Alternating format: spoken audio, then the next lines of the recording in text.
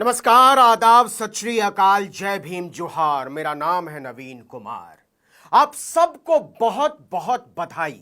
और बधाई इसलिए कि इस देश की महिला एवं बाल विकास मंत्री आखिरकार बोली। पता चला कि उनकी जुबान में आवाज है। पता चला कि वो अपनी बेटी और अपने अलावा भी किसी और मुद्दे पर बोलती हैं। 90 दिनों तक लगभग मणिपुर के मुद्दे पर, औरतों के कपड़े खींचे जाने पर, उन्हें खेतों में खींचे जाने पर, उनके साथ जबरदस्ती किए जाने पर पूरी ढिठाई के साथ खामोश रही देश की महिला विकास मंत्री बोलती हैं संसद में। और जब बोलती हैं तो ऐसा लगता है जैसे वहां सास बहू का नाटक चल रहा हो। उनकी आंखों के गोटे बाहर निकल आए थे।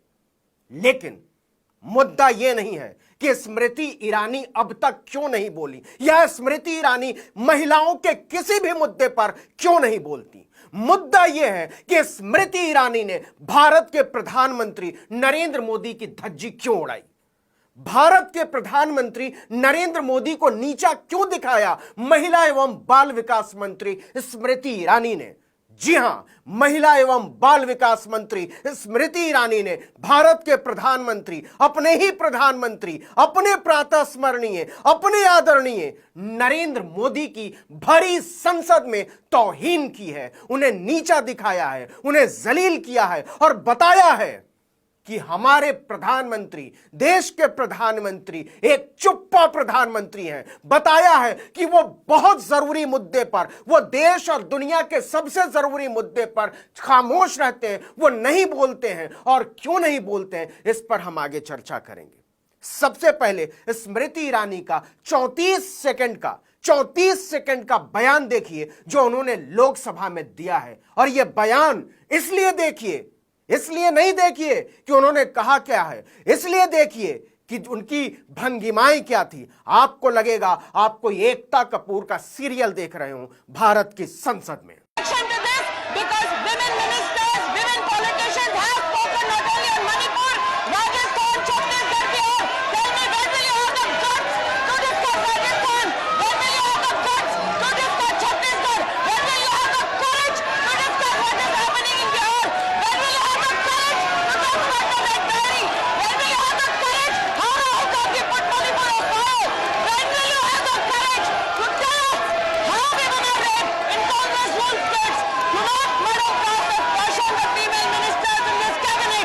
महिला एवं बाल विकास मंत्री स्मृति ईरानी ने संसद में क्या कहा, इसके पहले सुन लीजिए कि यह बात आई कैसे। हुआ यूं कि भाजपा की सांसद पीटी उषा किसी मुद्दे पर बोलने के लिए उठी थी।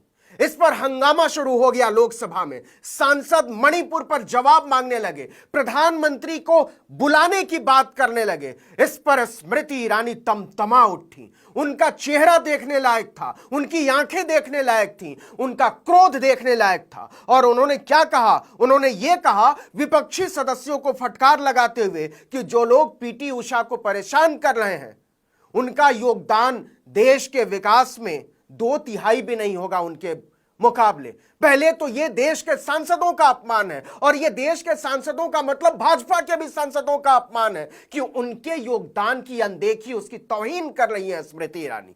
लेकिन इसके बाद वो क्या कहती हैं, उसके बाद स्मृति ईरानी कहती हैं कि भारत के प्रधानमंत्री मणिपुर की घटना पर, मणिपुर की महिलाओं को खींचे जाने पर, महिलाओं के कपड़े उतारे जाने पर इसलिए खामोश रहते हैं कि राजस्थान के मुद्दे पर बात नहीं हो रही है। मतलब अशोक गहलोत बोलेंगे तब प्रधानमंत्री नरेंद्र मोदी बोलेंगे। स्मृति ईरानी ने नरेंद्र मोदी की धज्जी उड़ाते हुए कहा कि हमारे प्रधानमंत्री नरेंद्र मोदी इसलिए नहीं बोल रहे हैं क्योंकि अशोक गहलोत पर और राजस्थान पर बात नहीं हो रही है। स्मृति ईरानी ने नरेंद्र मोदी की धज्जी उड़ाते हुए कहा कि वो इसलिए नहीं बोल रहे हैं क्योंकि छत्तीसगढ़ के मुद्दे पर बात नहीं हो रही है। स्मृति ईरानी ने नरेंद्र मोदी की धज्जी उड़ाते हुए कहा कि इसलिए बात मणिपुर के मुद्दे पर, वहां की महिलाओं के कपड़े खींचे जाने जाने पर, करगिल योद्धा की पत्नी के कपड़े उतारे जाने पर हमारे प्रधानमंत्री इसलिए नहीं बोलते कि बिहार के मुद्दे पर बात नहीं हो रही है।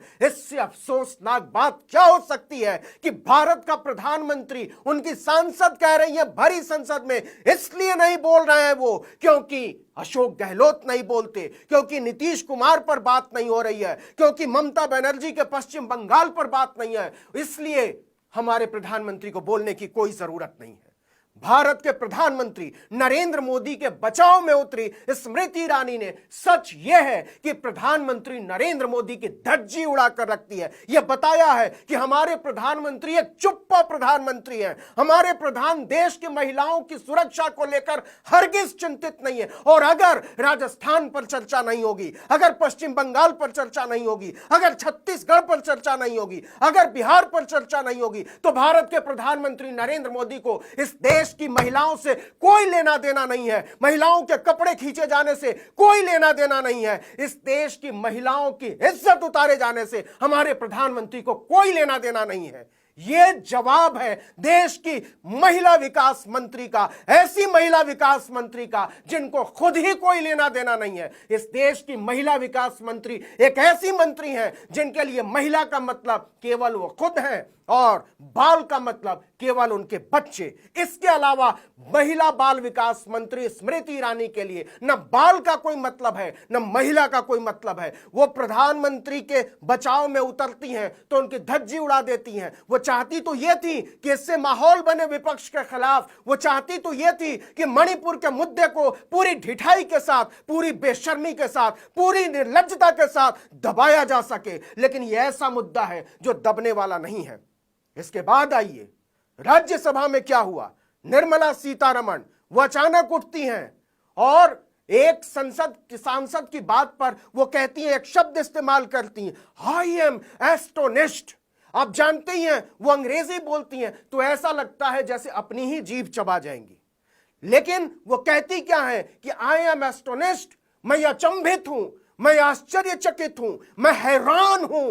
क्यों हैरान है? क्योंकि एक सांसद ने धोखेबाज शब्द का इस्तेमाल कर दिया। इससे हैरान हो जाती हैं देश की वित्त मंत्री, हैरान हो जाती हैं मणिपुर पर खामोश देश की एक महिला मंत्री, और एक महिला मंत्री नहीं, दो महिला मंत्री। एक तो महिला एवं बाल विकास मंत्री हैं। निर्मला सीतारमण क्या कहती हैं कि सांसद को माफी मांगनी होगी। उनको शायद उनको पता नहीं है अपने आध्यात्मिक, अपने राजनैतिक, अपने चेतनशील, अपने राजनैतिक भाई मनोज तिवारी के बारे में उन्होंने उसी संसद भवन के बाहर बाकायदा टीवी कैमरे पर इस देश के विपक्ष के सांसदों को क्या कहा, वो शब्द मैं कहना नहीं चाहता, लेकिन आपको जानना चाहिए और आप में से बहुत सारे लोग जानते होंगे।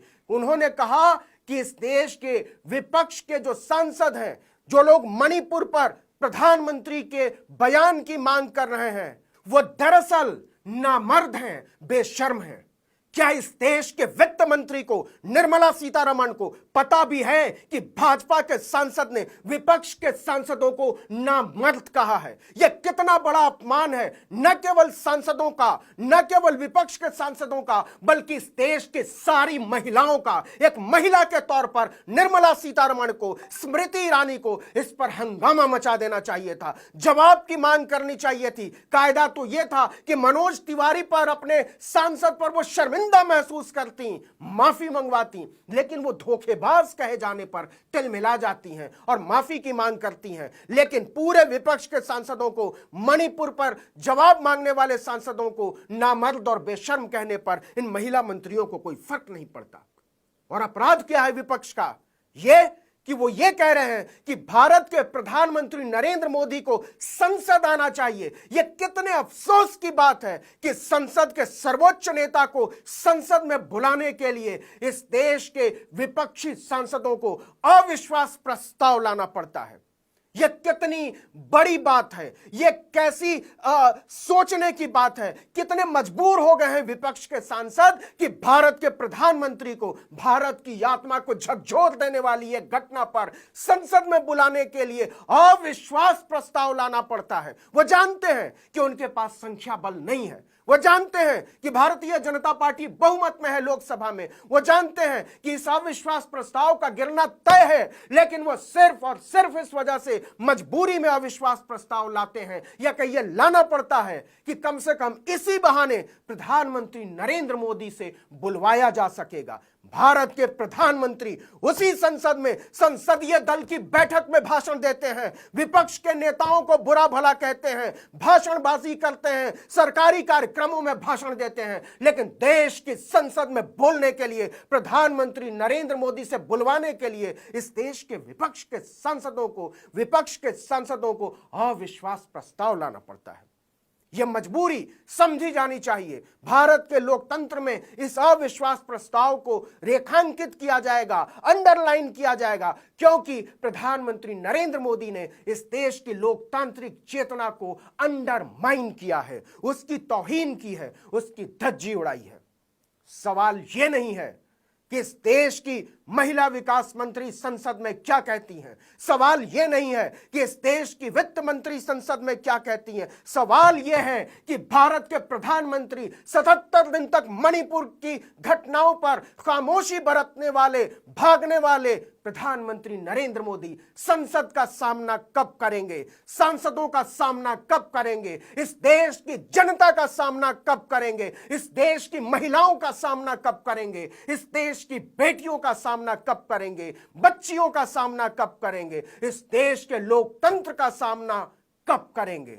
उन्हें याद रखना चाहिए कि यह लोकतंत्र है, इसी लोकतंत्र ने उनको ताकत दी है जहां वो बैठे हुए हैं उस कुर्सी से फैसले लेने के लिए। लेकिन अगर उनका फैसला यह है कि वो मणिपुर की घटना पर कुछ नहीं बोलेंगे, अगर उनका फैसला यह है कि वो आगे करते रहेंगे अपनी महिला मंत्री को, वो आगे करते रहेंगे वित्त मंत्री को, वो आगे करते रहेंगे इस देश के गृह मंत्री को, तो इससे बात बनने वाली नहीं है।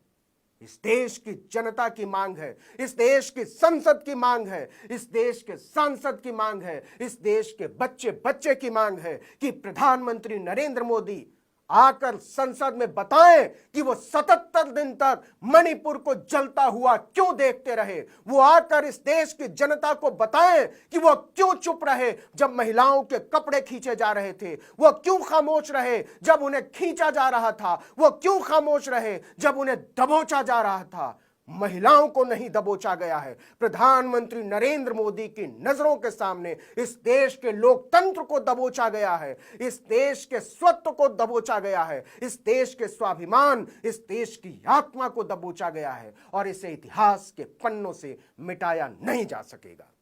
इस वीडियो में इतना ही, लेकिन अगर आपने आर्टिकल 19 इंडिया को अब तक सब्सक्राइब नहीं किया तो फौरन कीजिए, बेल आइकॉन दबाइए, घंटी जैसी आकृति, लाइक कीजिए और कमेंट करके बताइए हमारा वीडियो आपको कैसा लगा। यूट्यूब पर देख रहे हैं तो हमारे चैनल को सब्सक्राइब कीजिए, फेसबुक पर देख रहे हैं तो हमारे पेज को लाइक कर लीजिए, इंस्टाग्राम पर हमें फॉलो कीजिए और हमारा ट्विटर हैंडल है आर्टिकल 19_इंडिया और मेरा ट्विटर हैंडल है नवीन जर्नलिस्ट। आप मुझे भी फॉलो कर सकते हैं। नमस्कार।